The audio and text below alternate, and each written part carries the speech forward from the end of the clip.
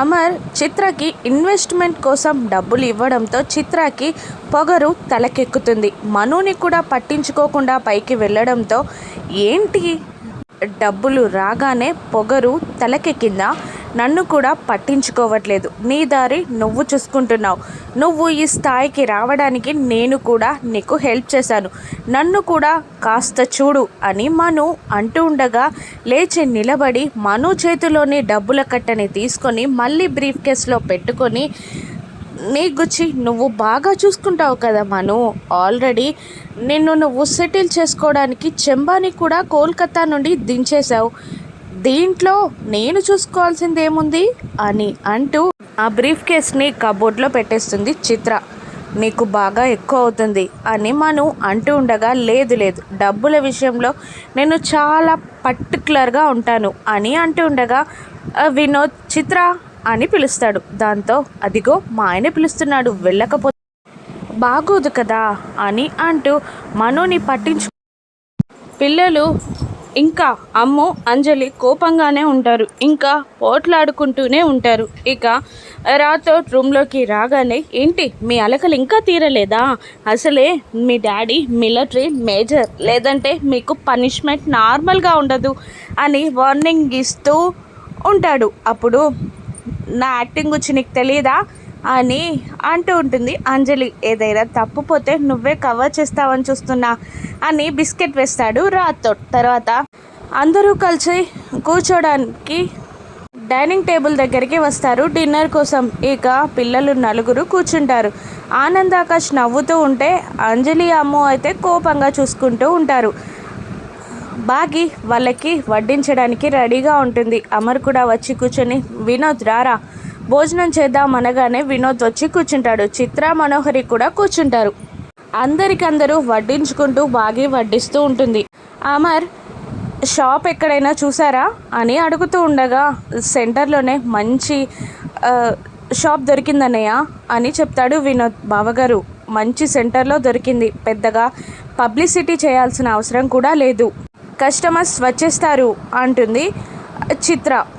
అవునా, పర్లేదు, అయితే సరే ఎక్స్పీరియన్స్డ్ ఉన్న వర్కర్స్ని తీసుకోండి, మీకు ఏదైనా హెల్ప్ కావాలంటే బాగిని అడగండి అని అంటుంటాడు అమర్. అయ్యో అవసరం లేదు, నాకు ఎక్స్పీరియన్స్ ఉంది, నాకు అనుభవం ఉంది, నాకు తెలుసు అని అంటూ ఉంటుంది చిత్ర. అలా కాదు, ఏదైనా అవసరం పడినా అడగండి, తను హెల్ప్ చేస్తుంది అని అమర్ మళ్ళీ అంటాడు. లేదు లేదు, తను బిజీగా ఉంటుంది కదా, మిమ్మల్ని పిల్లల్ని చూసుకోవాలి కదా, తనకెందుకు శ్రమ అని చిత్ర అంటూ ఉండగా, శ్రమ ఏం లేదు, తనకి టైం చూసుకొని మరి మీకు హెల్ప్ చేస్తుంది అని అమర్ అంటూ ఉండగా, లేదు బావగారు అవసరం లేదు అని చిత్ర అంటుండగా, బాగి కూడా తనకి ఎక్స్పీరియన్స్ ఉంది అంటుంది కదండి, అవసరం లేదులేండి అని అంటూ ఉండగా, తనకి హెల్ప్గా నేనుంటాను అని మను అంటుంది. అప్పుడు చిత్ర, మనోహరి నీకు వేరే పనులుంటాయి కదా, అవసరం లేదులే అని అనగానే, మనోహరి మనసులో దీనికి డబ్బులు రాగానే పొగరు తలకెక్కింది అని అనుకుంటూ ఉంటుంది. సరే మీ ఇష్టం అని అమర్ అనేస్తాడు. బాగి కూడా అనుభవం ముఖ్యం, ఓవర్ కాన్ఫిడెన్స్ ఉండకూడదు అని చిత్రతో అంటూ ఉంటుంది. బాగి ఓవర్ కాన్ఫిడెన్స్ కాదు, అది ఎవరిపై వాళ్ళకు ఉండాల్సిన కాన్ఫిడెన్స్ అని అంటూ ఉండగా, ఇక టాపిక్ మార్చాలని అందరూ చూస్తూ ఉంటారు. ఇక అమ్ము అంజలి అదో రకంగా ఉండడం చూసిన అమర్, మీ ఇద్దరికి ఏమైంది అని అడుగుతుండగా, ఏమీ లేదు నాన్న అని అంటూ కర్రీ వడ్డించబోతూ, తినే అక్క అంటుండగా, నాకు వద్దు నువ్వే తిను అని కోపంగా కసురుతూ ఉంటుంది అమ్ము. నేనంటే నీకు ఎంత ఇష్టం అక్క అంటుండగా, అవునవును అందుకే కదా టిఫిన్ బాక్స్ కూడా పెడతాను అని వాళ్ళిద్దరూ గిల్లి కజ్జాలు పెట్టుకుంటూ ఉంటారు. ఇక తెల్లవారగానే చెంబ మంత్రం ప్రయోగించి కాలాన్ని ప్రత్యక్షం చేసి ఆ ఫోటో ముందున్న పూలపై కాలకుట విషాన్ని చిమ్మమని పంపించగానే, రణ్వీర్ ఈరోజు ఆత్మని బంధిస్తావు కదా అంటూ ఉండగా, బంధిస్తాను, అక్కడ ఎవరో ఒకరు హెల్ప్ చేయాలి, మనోహరికి కాల్ చేయి అనగానే మనుకి కాల్ చేస్తాడు రణ్వీర్. పాము వస్తుంది, అక్కడ హెల్ప్ చేయి అనగానే భయంగా హాల్లోకి వెళ్తుంది.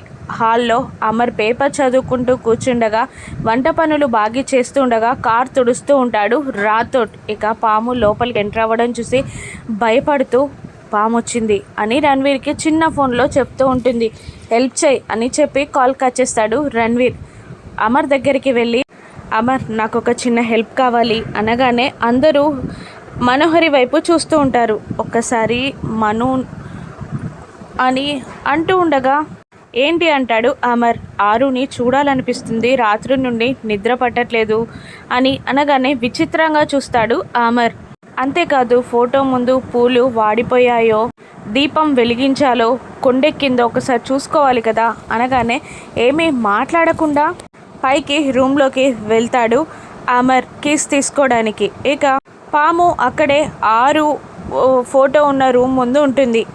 కీస్ తీసుకొని అమర్ వస్తుండగా పాము పక్కన దాక్కుంటుంది. ఇక అమర్ కీస్ తీసి లోపలికి వెళ్తాడు. మనోహరి కూడా లోపలికి వెళ్తుంది. అక్కడ అంతా ఫ్రెష్గా ఉండడం చూసిన మను, అంతా ఫ్రెష్గా ఉంది, రూమ్ కూడా నీట్గా ఉంది, దీపం కూడా ఉంది అమర్ అని అంటూ ఉండగానే పాము లోపలికి ఎంటర్ అయి అక్కడ టేబుల్ పైన కూర్చుంటుంది.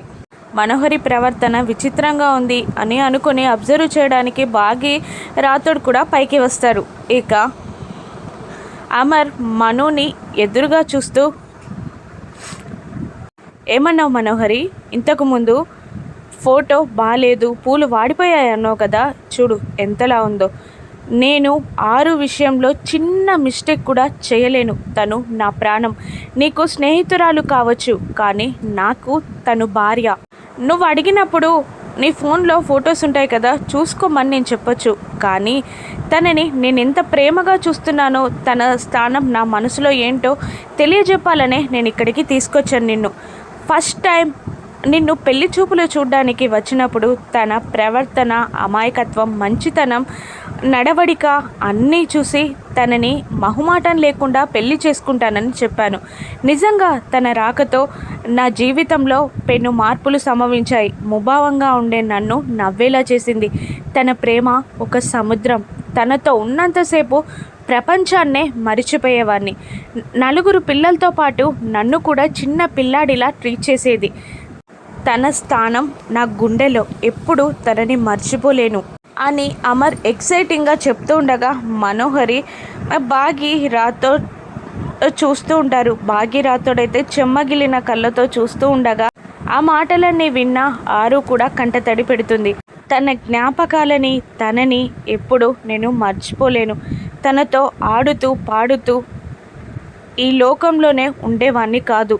తను నా లైఫ్ అని ఎమోషనల్గా అమర్ చెప్తూ ఆరు స్థానం తన మనసులో ఎలా పదిలంగా ఉందో చెప్తూ ఉంటాడు అమర్. అమర్ మాటలకి మనోహరి చెంప పగిలినట్టు ఫీల్ అవుతూ ఉంటుంది. ఇక ఆ రూమ్లో ఉన్న పాము పూలపై విషం చిమ్మేస్తుందా, బాగి ఆపగలదా? రాను ఎపిసోడ్స్లో చూద్దాం. Thank you for watching.